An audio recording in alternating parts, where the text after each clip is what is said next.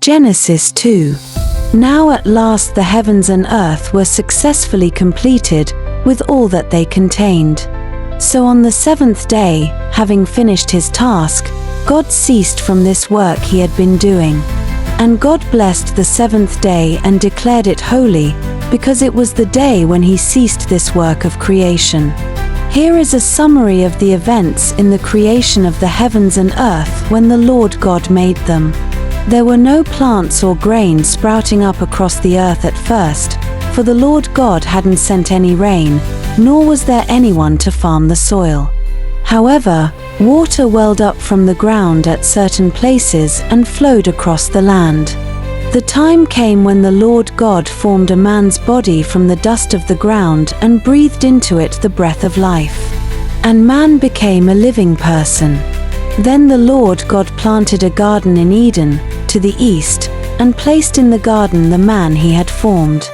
The Lord God planted all sorts of beautiful trees there in the garden, trees producing the choicest of fruit. At the center of the garden he placed the tree of life, and also the tree of conscience, giving knowledge of good and bad. A river from the land of Eden flowed through the garden to water it. Afterwards the river divided into 4 branches. One of these was named the Pishon. It winds across the entire length of the land of Havilah, where nuggets of pure gold are found, also beautiful bdellium and even lapis lazuli.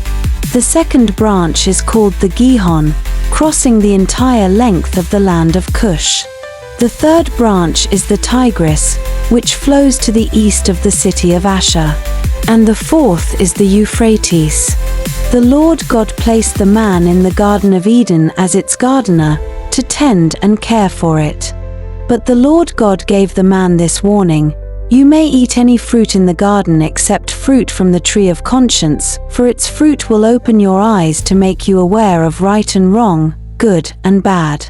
If you eat its fruit, you will be doomed to die." And the Lord God said, "It isn't good for man to be alone. I will make a companion for him, a helper suited to his needs."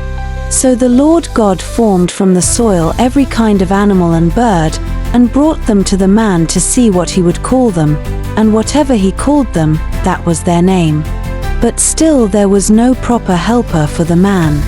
Then the Lord God caused the man to fall into a deep sleep, and took one of his ribs and closed up the place from which he had removed it, and made the rib into a woman, and brought her to the man. "This is it," Adam exclaimed. "She is part of my own bone and flesh.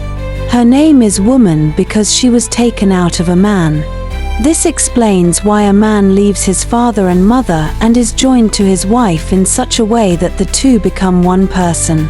Now although the man and his wife were both naked, neither of them was embarrassed or ashamed.